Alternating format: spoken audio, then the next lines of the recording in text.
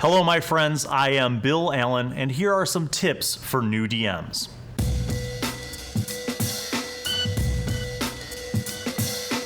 I know more than you. To start off with, I want to remind everyone that role-playing games are games. That means they're meant to be fun. Should they be challenging? Yes, of course. Should you know the rules when you're playing any game, like even a Monopoly or sports? Yes, of course. But to start off running, you don't have to know every single rule. That is a myth, and it's a myth that I and other people have dispelled before.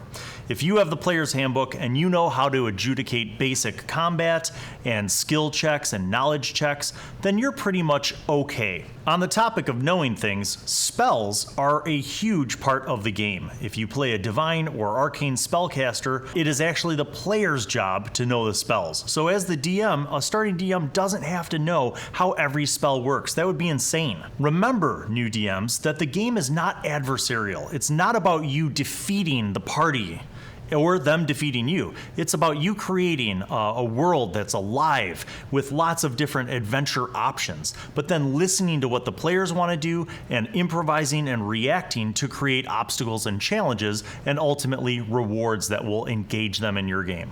The balance between preparation and improvisation is huge. A lot of new DMs spend a ton of time preparing an adventure only to have their party decide not to go on that adventure path when you actually go into it. You want to prepare kind of an idea of what's going on in a region wherever your adventure is taking place, and sort of have the outline of multiple different kind of options for adventures open. And then you kind of plant these seeds in your narrative, in your storytelling, and you let the players decide which way they want to go.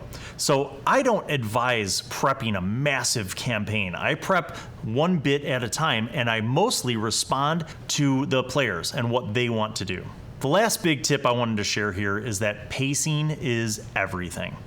When you're running a game, try to keep the pace going. And that doesn't always mean nonstop combat, but it should mean that your story continues, that you have sort of regular opportunities for the players to engage in their characters' specialties, whether those are like knowledges or skills, spells, abilities, features of their background or their class. You want to kind of give everybody an opportunity to be in the spotlight. So pacing and kind of keeping the flow of your game going is really important. Well, those are just the short tips, guys, but if you want any more knowledge and lore to beef up your DMing and GMing skills, check out my channel. I have a whole playlist called Tabletopics that are tips for both DMs and players. See you around.